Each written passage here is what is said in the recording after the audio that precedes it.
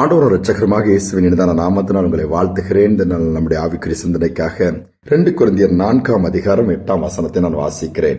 நாங்கள் எப்பக்கத்திலும் நெருக்கப்பட்டும் ஒடுங்கி போகிறதில்லை, கலக்கம் அடைந்தும் மனம் முறிவடைவதில்லை. பவுல் கொரிந்தியர் நிருபத்தில் இதை சொல்லுகிறார். எல்லா பக்கங்களும் எங்களுக்கு நெருக்கம், எங்க போனாலும் எதிர்ப்புகள், ஆண்டுடைய வார்த்தை சொல்ல முடியல, எவ்வளவு பிரயாசங்கள் பட்டோம், அநேக விதத்திலே பாடுகள், கப்பல் பிரயாணம் பண்ணா கப்பல் சேதமாகுது, ஒருவள் அங்க போய் பார்க்கும்போது கல்லர்கள் மத்தியில நாங்க மாட்டிக்கொண்டு அடிக்கப்படுகிறோம், இன்னும் பல விதத்துல எங்களை குற்றவாளியா பிடித்து போய் செய்யாத தவறுகளை செய்தாண்டு தண்டனை கொடுக்கறாங்க. எல்லா பக்கங்களும் நெருக்கம் தான், எப்பக்கத்திலும் எந்த பக்கம் திரும்பினாலும் பிரச்சனை.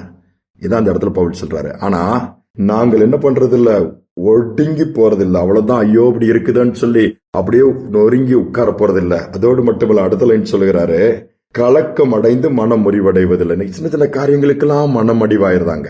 மனசு சரியில்லை, கஷ்டமா இருக்கு, யாராவது ஏதாவது சொல்லிட்டா போதும், யாராவது எது என்னதான் பண்ணிட்டா போதும், இப்படி போய் பண்ணிட்டாங்களே, இப்படி சொல்லிட்டாங்களே. இன்னைக்கு பவுலுடைய வாழ்க்கை கொஞ்சம் படிச்சு பாருங்க. எல்லா பக்கங்களிலும் பாடுதான், எங்க போனாலும் பாடுதான். மரண ஒரு அடி தூரத்துலதான் இருந்துட்டு சொல்லலாம். ஆனாலும் எதற்குமே அவர் பயப்படல. ஆண்டவருக்காக ஜீவனை கொடுக்கிறது கூட ஆயத்தமா தான் இருந்தாரு. நாம எப்படி இருக்கிறோம் இன்னைக்கு? சின்ன சின்ன காரியங்களுக்கெல்லாம் சோர்ந்து போறீங்களா? சின்ன சின்ன காரியங்களுக்கெல்லாம் புலம்பிடுறீங்களா? அல்லது முடங்கி போயிட்டு என் போதும், வாழ்ந்தது போதும், செத்தா நல்லா இருக்குன்னு சொல்லி அப்படி சொல்லவே வேண்டாம். நெருக்கம் எல்லா பக்கத்துல இருக்கட்டும். நாங்கள் ஒடுங்கி போறதில்லை, மனம் அடிவடைவதில்லை. கர்த்தர் நடத்துவார் தைரியம் நமக்கு தேவை. ஏனென்றால் வேதம் அழகாக இயேசுவை சொல்லியிருக்கிறார். மத்தேயு எழுதின சுவிசேஷம் 4:24, கற்பாறையின் மேல அஸ்திபாரம் போட்ட கண்மலையின் மேல் கட்டுகிற மனுஷன் புத்தியுள்ள மனுஷனா இருக்கிறான்னு சொல்லப்பட்டிருக்கிறது. ஏன்? காற்றடிக்கும் போது அல்லது மழை வரும்போது வெள்ளம் புகுந்தாலும் சரி, அது அசைக்கப்படுவதில்லை, நிற்குமா? கானுடைய வார்த்தையை கேட்டு அதன்படி செய்கிறவர்கள் அப்படி செய்வாங்கட்டு. கானுடைய வார்த்தையை கேட்டு அதன்படி நாம இருந்தோம்னா எல்லா பக்கம் நெருக்கம் வந்தாலும் நம்ம அதை அசைக்கவே முடியாது. கானுடைய வார்த்தை கேட்கறதுக்கு வாய்ப்புகள் நிறைய இருக்குது. ஆனா அதன்படி நடக்கிறோமா, கீழ்ப்படுகிறோமா? அதை தான் ஆண்டவர் எதிர்பார்க்கிறார்.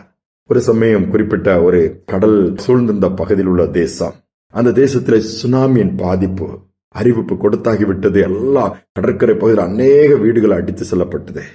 ஆனா ஆண்டவருக்கு பயந்த ஒரு குடும்பம் அங்க இருக்குது. அவளும் கடற்கரை ஓரம் தான், வேற என்ன பண்றது? ஆனா அந்த ஒரு வீடு மட்டும் ஆச்சரியமா இருந்தா எல்லாரும் பாக்குறதுக்கு. அது எந்த டேமேஜ் ஆகாம அது அப்படியே நிலைத்து நின்றுதான்.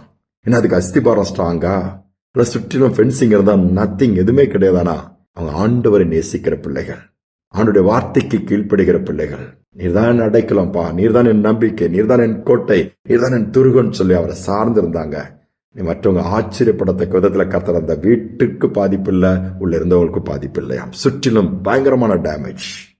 ஆனா நாம பாதிக்கணும்னு சொல்லி பலவித பாதிப்புகளை பிசாசு கொண்டு வரலாம், சத்துருக்கள் கொண்டு வரலாம். ஆனா ஆண்டவர் பாதுகாப்பார். எப்பொழுது? அவருடைய வார்த்தையை கேட்பதோடு மட்டுமல்லாமல் அதன்படி நடக்கும் பொழுது அந்த பாக்கியத்தை கர்த்தர் கொடுக்கிறாராம். அதனால காற்று வீசட்டும் அல்லது புயல் வீசட்டும், அலைகள் எழும்பட்டும், தண்ணீர் பெருமழை பெய்து வெள்ளம் வரட்டும், என் ஆண்டவர் பாதுகாப்பார் என்று சொன்னால் நாம் பாதுகாக்கப்படுவோம். எந்த சூழ்நிலை நம்மளை ஒடுக்க முடியாது, மனம் மடிந்து அப்படியே உடைந்து ஒன்றுமில்லாமல் ஆக்கவும் முடியாது. தைரியமா ஆண்டவரை நோக்கி பார்ப்போம், தைரியமாய் சூழ்நிலைகளை ஃபேஸ் பண்ணுவோம். பின்வாங்காதங்க, சோர்ந்து போகாதங்க, தைரியத்தை இழந்துடாதங்க, கர்த்தரை சார்ந்து கொள்ளுங்க. இதான் ஆண்டவர் எதிர்பார்க்கிறாரு. கர்த்தர் நம்முடைய பட்சத்தில் இருக்கிறார், பாதுகாப்பார். ஜெபிப்பான்பின் தகப்பனை, இதனால நாளுக்காக நன்றியோடு துதிக்கிறோம், ஸ்தோத்திரிக்கிறோம்ப்பா.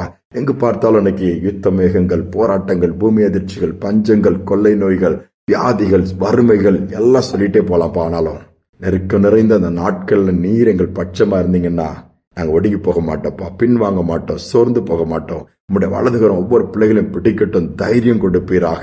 இந்த நாட்களிலும் எல்லா பக்கமும் நெருக்கமா இருக்க, எல்லா பக்கமும் போராட்டமா இருக்குது, எங்க திரும்பினாலும் பிரச்சனை, எதை செய்தாலும் கஷ்டம், நஷ்டம். இப்படிப்பட்ட பிள்ளைகளை நினைவு கூறுங்க. உண்மை சார்ந்து கொள்ளட்டுடைய வார்த்தை கேட்பதோடு மட்டுமல்ல, அதற்கு கீழ்ப்படியக்கூடிய இருதயம் உண்டாகட்டும். நிலைத்து நிற்க உதவி செய்யும். தாழ்த்தி ஒப்புக் கொடுக்கிறேன். இந்த நாள் முழுவதும் கிருபை நிறைவாய் விளங்கட்டும் அப்பா. பொறுப்படுத்திக் கொள்ளும், தைரியப்படுத்தும், துதிகனமே ஏற்றுக்கொள்ளும். இயேசு நாமத்தில் பிதாவே, ஆமேன், ஆமேன். எப்பக்கம் நெருக்கப்பட்டாலும் நாம் ஒடுங்கி போகக்கூடாது, மனம் முறிவடைந்து போகக்கூடாதுன்னு ஆண்டவர் சொல்லுகிறார். அந்த கிருபையை நிச்சயமா நமக்கு கொடுப்பார்.